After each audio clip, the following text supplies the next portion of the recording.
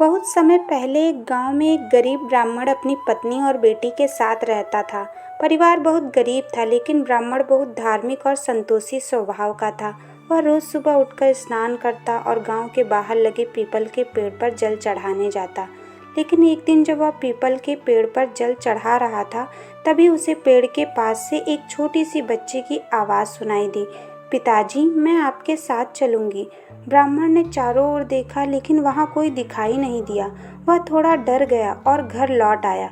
घर पहुंचकर उसकी पत्नी ने पूछा, आज आप इतने परेशान क्यों हैं? ब्राह्मण ने सारी बात बता दी। पत्नी ने कहा, हो सकता है यह कोई देवी संकेत हो। कल जब आप पीपल पर जाएं तो ध्यान से देखिएगा। अगली सुबह ब्राह्मण फिर पीपल के पेड़ के पास पहुंचा। जैसे ही उसने पेड़ पर जल चढ़ाया, वही आवाज़ फिर सुनाई दी, पिताजी, मैं आपके साथ चलूंगी। इस बार ब्राह्मण ने देखा कि उसके सामने एक सुंदर छोटी बच्ची खड़ी थी। ब्राह्मण ने पूछा, बेटी, तुम कौन हो और मेरे साथ क्यों चलना चाहती हो? बच्ची मुस्कुराकर बोली, पिताजी, मुझे अपने घर ले चलिए। मैं आपके घर का काम करूंगी और आपकी बेटी बनकर रहूंगी। ब्राह्मण का हृदय पिघल गया। वह बच्ची को अपने घर ले आया। उसकी पत्नी ने जब बच्ची को देखा तो उसे बहुत स्नेह आया। अगले दिन ब्राह्मण की पत्नी ने बच्ची से कहा, बेटी, कल से तुम हमारे घर में रहना। आज मेरे साथ चलो। बच्ची मुस्कुराई। कुछ ही दिनों में वह बच्ची पूरे घर का काम करने लगी, लेकिन उसके अंदर एक अद्भुत बात थी। वह जब भी कोई काम करती, घर में जैसे सुख और समृद्धि, शांति बढ़ जाती। एक दिन ब्राह्मण को किसी काम से बाहर जाना था। जाते समय उसने अपनी पत्नी से कहा, घर में आटा बहुत कम है, आज मैं बाजार से आटा लेकर आता हूँ। लेकिन बच्ची बोली, पिताजी, आप चिंता मत कीजिए, घर में जो थोड़ा है उसी से सबका भोजन बन जाएगा। ब्राह्मण मुस्कुराकर चला गया। घर में उसकी पत्नी ने आटा निकालकर देखा तो बहुत कम आटा था। उसने सोचा, इतने थोड़े आटे में घर के सभी लोगों का भोजन कैसे बनेगा? तभी बच्ची बोली, माँ, आप चिंता मत कीजिए, मैं आटा छान देती हूँ। माँ ने कहा, नहीं बेटी, तुम रहने दो, तुम्हारे हाथ खराब हो जाएंगे। बच्ची बोली, नहीं माँ, मैं कर लूँगी। उसने आटा छानना शुरू किया। फिर उसने उसी थोड़े से आटे से रोटियाँ बनाई। माँ ने देखा कि आटा खत्म ही नहीं हो रहा था। वह आश्चर्य से बच्ची को देखने लगी। फिर बच्ची ने सबके लिए भोजन बनाया। जब ब्राह्मण घर लौटा तो उसने देखा कि पूरा परिवार भोजन कर चुका था और फिर भी भोजन बचा हुआ था।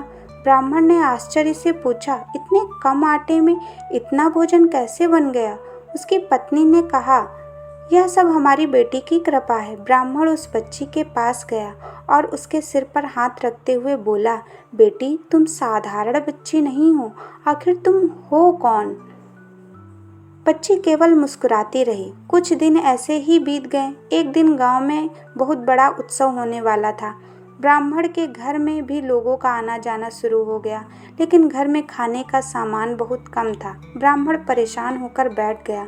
उसने हाथ जोड़कर माँ लक्ष्मी से प्रार्थना की, हे माँ लक्ष्मी, मेरे पास धन नहीं है, लेकिन मेरे घर आए अतिथि भूखे ना जाएं, मेरी लाज रख लेना। उस रात जब सभी सो गए, तभी घर में एक अद्भुत प्रकाश फैल गया। ब्राह्मण की नींद खुली। उसने देखा कि वही बच्ची माँ लक्ष्मी के दिव्य रूप में उसके सामने खड़ी है। ब्राह्मण और उसकी पत्नी दोनों हाथ जोड़कर खड़े हो गए। माँ लक्ष्मी ने कहा, वत्स, तुमने कभी धन के लिए लालच नहीं किया। तुमने हमेशा श्रद्धा, सेवा और संतोष को महत्व दिया, इसलिए मैं स्वयं तुम्हारे घर आई हूँ। ब्राह्मण की आंखों से आंसू बहने लगे। उसने कहा, माँ, मुझे क्षमा कर दीजिए, मैं आपको पहचान नहीं पाया। माँ लक्ष्मी मुस्कुराई और बोली, जिस घर में मेहनत के साथ ईमानदारी हो, भोजन में संतोष हो, अतिथि के लिए सम्मान हो और भगवान के लिए सच्ची श्रद्धा हो, वहाँ मेरी कृपा अवश्य रहती है। इतना कहकर माँ लक्ष्मी ने उस परिवार को आशीर्वाद दिया। अगली सुबह ब्राह्मण के घर का वातावरण ही बदल चुका था, लेकिन सबसे बड़ी बात यह थी कि उस परिवार के मन में धन आने के बाद भी अहंकार नहीं आया। वे पहले की तरह जरूरतमंदों की सहायता करते रहे और माँ लक्ष्मी का स्मरण करते रहे। कथा की सीख यही है दोस्त कि माँ लक्ष्मी केवल सोना चांदी या धन का नाम नहीं है।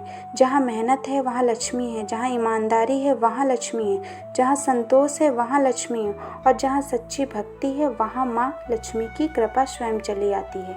अगर आपके घर में भी माँ लक्ष्मी की कृपा बनी रहे तो श्रद्धा से बोलिए, जय माँ लक्ष्मी, श्री महालक्ष्मी नमः।